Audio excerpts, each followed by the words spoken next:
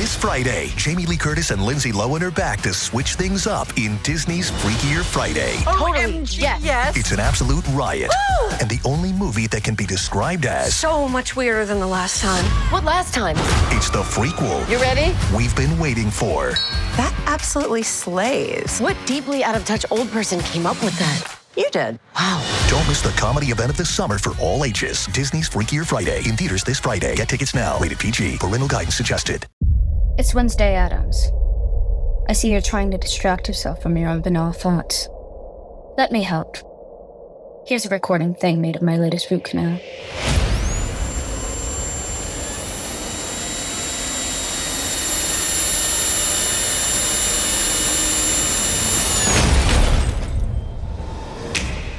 Wednesday, Season 2, begins August 6th, only on Netflix. This episode is brought to you by Progressive Insurance. Fiscally responsible, financial geniuses, monetary magicians. These are things people say about drivers who switch their car insurance to Progressive and save hundreds. Visit Progressive.com to see if you could save. Progressive Casualty Insurance Company and Affiliates. Potential savings will vary, not available in all states or situations. Pie in the Sky Media. This series contains adult language and descriptions of graphic violence throughout. Listener discretion is advised. Welcome back to Criminal Mischief with Carolyn and Branden. You're listening to episode 84. The State of Wisconsin versus Taylor Schabusiness. How may I help you? My girl swears that she's found her severed head of her son in the basement. Did you go down there? In a bucket. I went down, I can't tell what the fuck. Part of my language, I'm kind of a little freaked out. Okay. Did she just wake up and say that? Yeah. It's February in Green Bay, Wisconsin. The early morning hours of February 23rd, 2022. Two officers are responding to that 911 call. A mother believes that she's found her son's head in a 5-gallon bucket in the basement. The officers have no idea if this is a horrible prank. Police body cam footage is rolling, but there's no audio. All you can see are two black shadows, reflected in the snow, in the faint glow of the street lamps.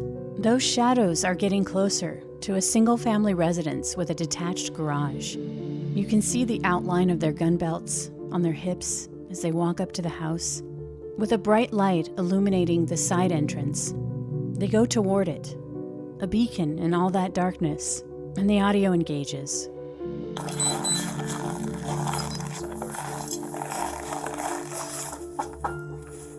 Right away, the door opens. A man and a woman beckon them inside. You can't see them, but you can hear fear and disbelief in their voices. It's the son's mother, Tara, who is convinced she saw her son's severed head in that bucket, and her boyfriend doesn't know what he saw.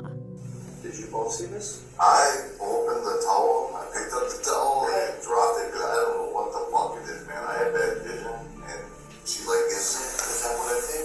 I don't fucking know. What the fuck is it? Do you want to just stay with those two? I'll just go see it. Yeah. Where's it at? Go right there. Look right, there's a bucket with a towel on it. The mother points the officer in the direction of the basement, tells him it's right at the bottom of the stairs, the bucket, covered with a striped beach towel. And he goes down there alone. His partner stays with the couple at the top of the stairs. The officer looks around at the partially finished basement. There's a bed at the far end of the room, like 3 or 4 mattresses piled on top of each other. And to the right is the unfinished part of the basement. It's more like storage, a laundry room, and a shower stall. But at his feet, just as the woman had told him, there was that bucket. He pulls out his flashlight and lifts the towel. And in the video you can see, he knows it's a severed head. But it's so shocking. Even though he knows, he still needs confirmation from his partner. It's so gruesome. He can barely contain his shock. When his partner looks, he confirms. It's clear this isn't a joke. It's beyond horrific, shocking, even for cops on the front lines of human misery, day in and day out, debauchery, murder. This goes beyond anything they've ever seen. If we could get more units here sooner rather than later, that'd be appreciated. We've got quite a bit of blood down here. He walks past the clutter of items in the basement, just regular stuff, a sort of catch-all for random boxes, bags, regular household items, and he walks towards the stacked mattresses. Beyond the stack of mattresses, there appeared to be blood on the floor and then small chunks of human flesh. There was a dried blood stain on the mattresses. This looked just like a regular home, but the cavalry is on the way. Once the scene is secured, they speak to Tara, the mother of 25-year-old Shad Tyrion, the victim. It's a horrible question to ask, but where's the rest of her son? She has no idea. Immediately, investigators are able to put together a timeline with her help. Tara would tell detectives that Shad actually lived with his father, but visited her house to do laundry and enjoy home cooking. She would tell them that on Monday, February 21st, she would pick up her son at his dad's house, that he was coming over to visit. This was around 6 o'clock. Then at some point, his ex-girlfriend from high school, Taylor, and another mutual friend of theirs picked him up. Tara had no idea what they were up to, if he and Taylor were just friends or if they were dating again. And they were gone until about 2 a.m. on Tuesday morning, when Shad and Taylor came pounding on the door. They wanted to be let inside the house, which Tara's boyfriend let them in, and then they headed down into the basement. On Tuesday during the day, Tara was out and about, and when she returned home, she saw a tan minivan that was parked in front of her house. And she got the feeling that Shad and Taylor had been sleeping all day in the basement. She hadn't seen them, but she believed that the tan minivan was Taylor's, and not only had it been there all day, but into Tuesday night as well. It was around 2:30 or 3 in the early morning hours of Wednesday. Shad's mom woke up to the sound of a storm door being slammed shut. Suddenly wide awake, she then heard a vehicle's engine. She assumed it was Taylor leaving. She got up early that morning because she had to use the restroom, and then she noticed that there was a light on in the basement. And so she went down to see if her son was still there, wondering if maybe he'd gone with Taylor too and left the light on.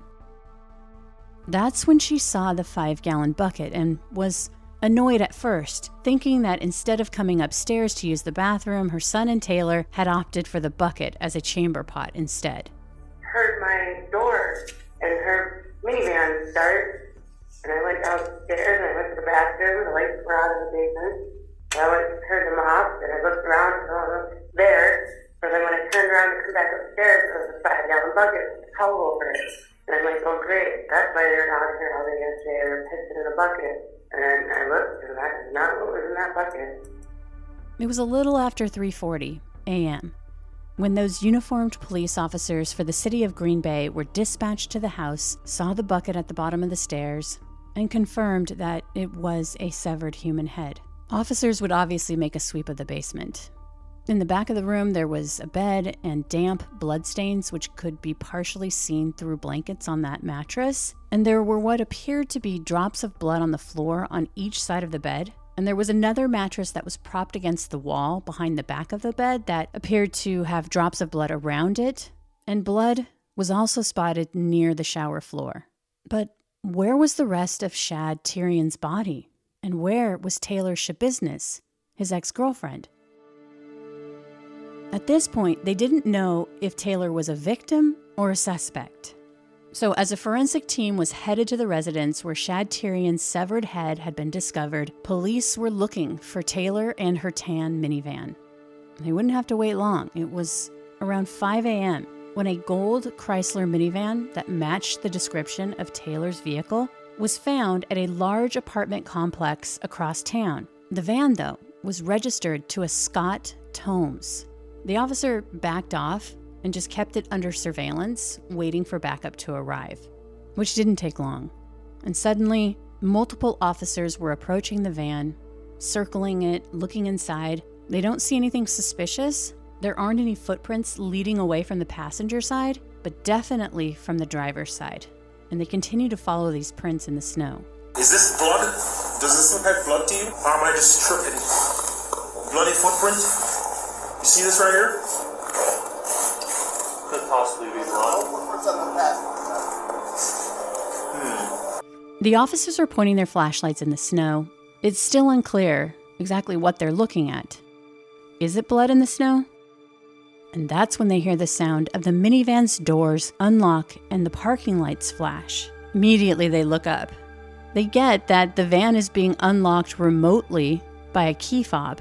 They look toward the entrance of the apartment building, and that's when they see Taylor Schabusiness. She's dressed from head to toe in black.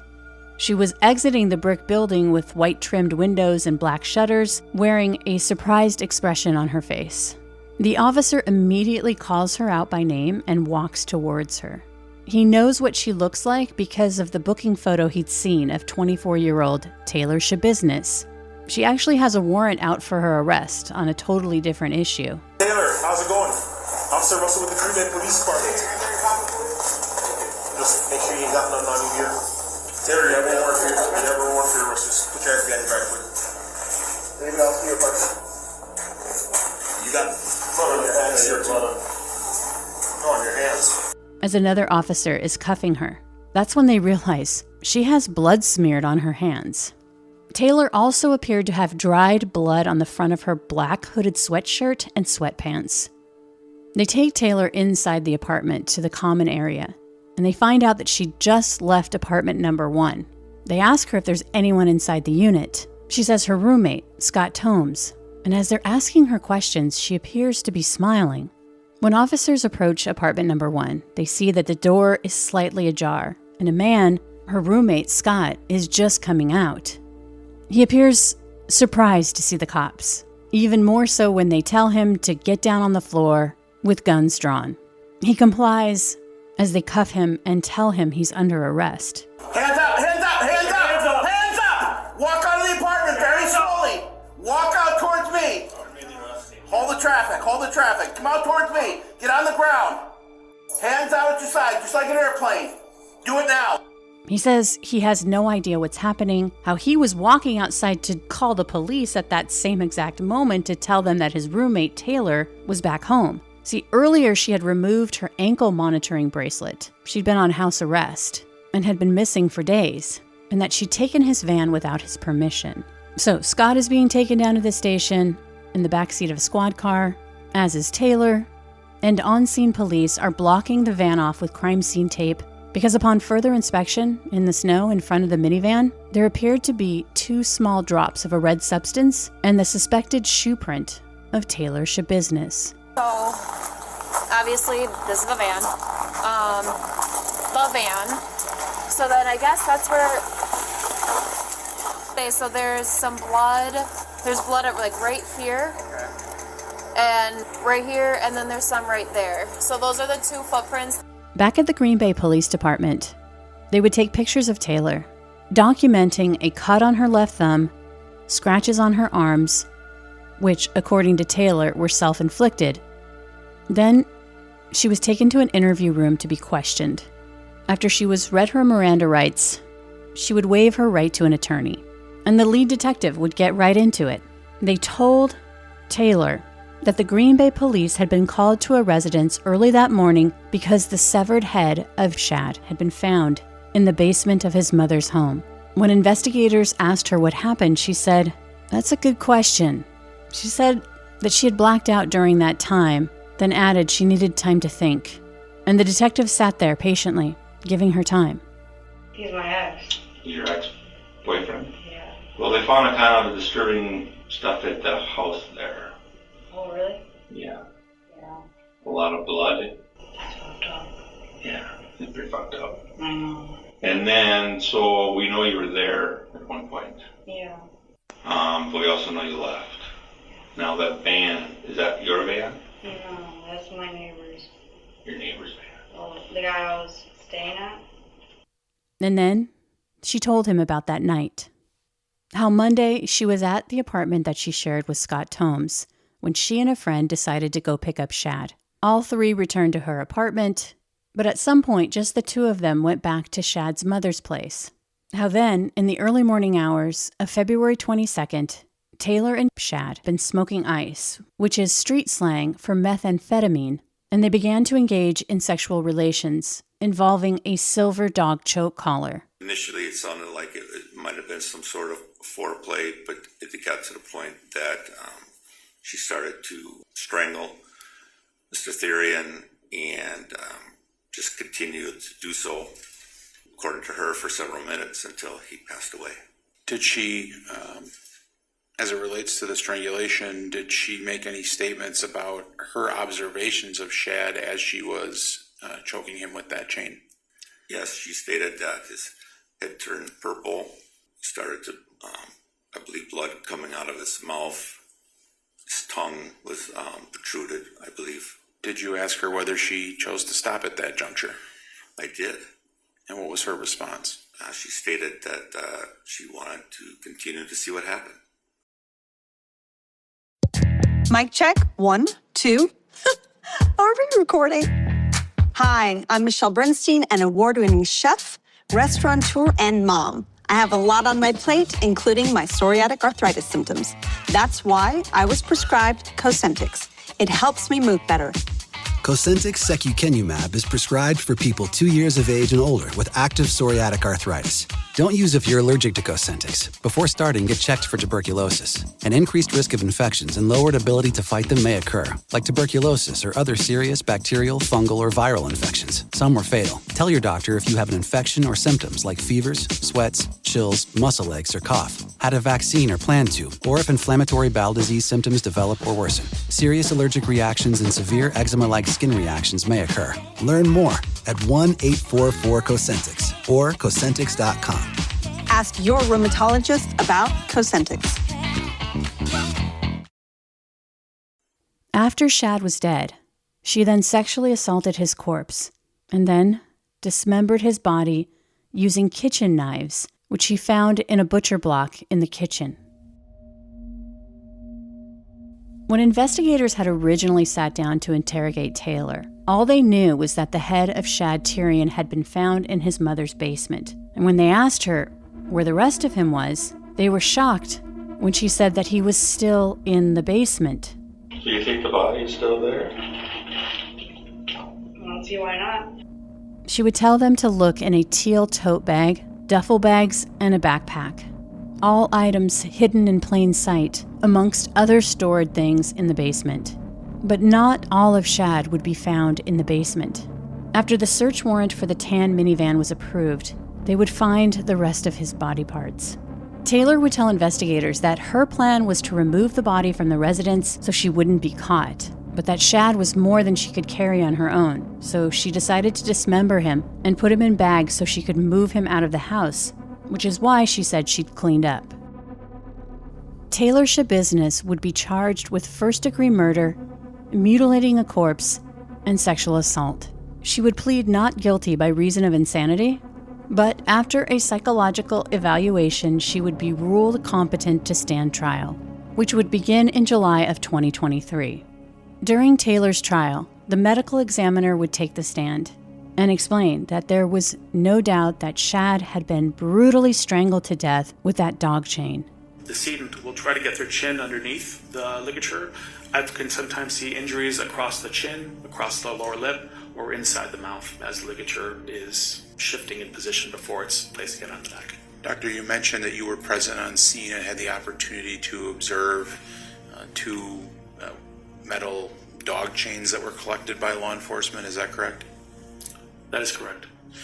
And did you note any consistency between those chains that were collected and the marks that you observed on Shad Therian's body? Yes, I did. And what was that? When I'm observing injuries or trying to interpret injuries, I'm looking for patterns.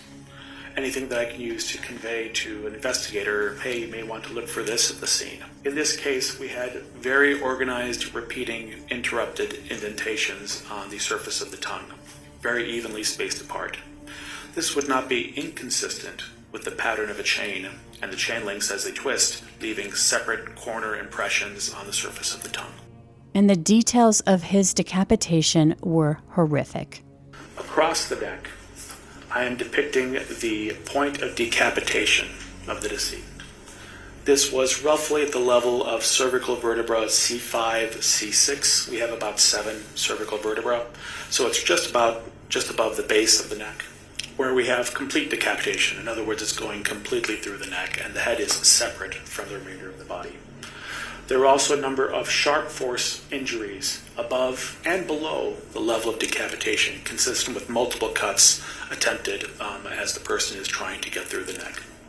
The medical examiner would also testify that he believed that Schabusiness had spent a great deal of time with Shad's corpse after she murdered him. Doctor, based on your training and experience, what kind of amount of time would be necessary in order to create this sort of disruption to a body?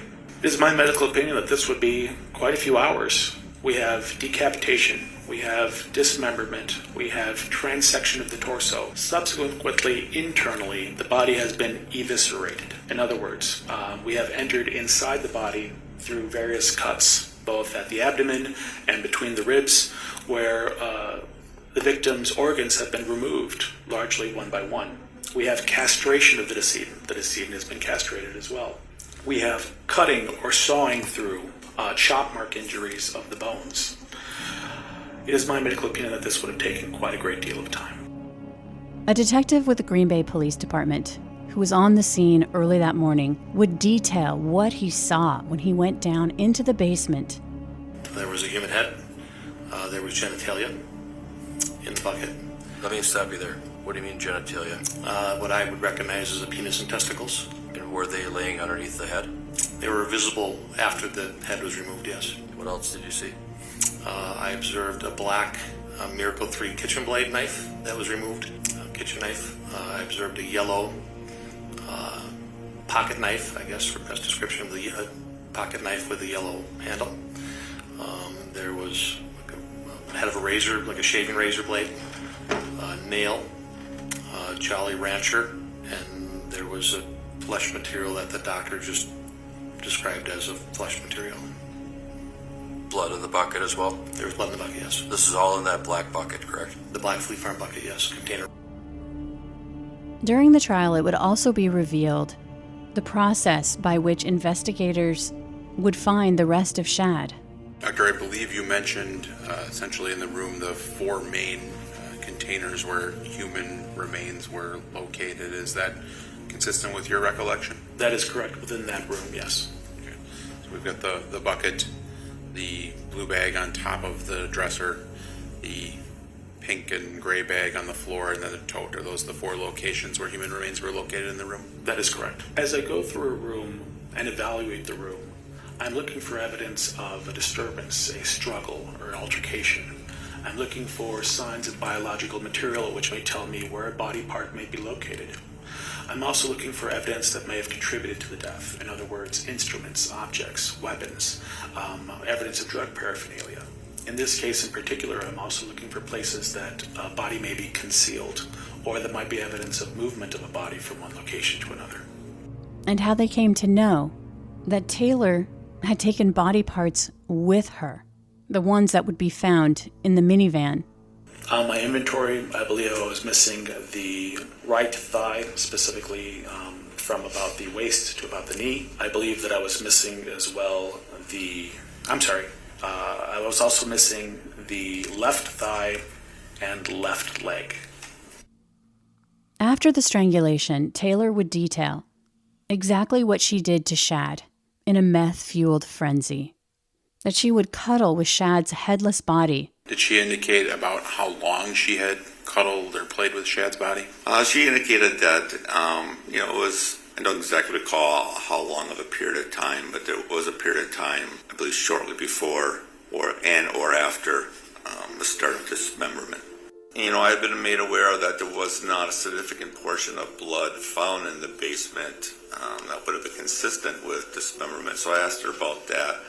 And her response was that she mainly used like the bucket and or the blue tote to capture a lot of the blood, and eventually to dispose of some of that into the shower in the basement. She also did talk about the dismemberment and the removal of body parts, and in fact that there should still be a portion of Shad's lower limbs, like legs, in the van that she had been operating. So she just described how she did remove at least a couple of his body parts during the course of dismemberment. And when I say move, I mean out of the residence itself. And did she specifically give you a reason for why she ultimately left the residence on that day? She told me that she had heard lots of walking around upstairs, and she also heard that she had heard some shots being fired in the area. And it's called there's some concern, and she just decided that she had needed to leave at that point. And the prosecutor would ask the detective what Schabusiness's intent was when decapitating Shad. One of the first things that she did say was that she did like the head, and that it was her intent to take the head as well as the genitalia that was in a bucket with her. That's why she specifically placed those items in the bucket.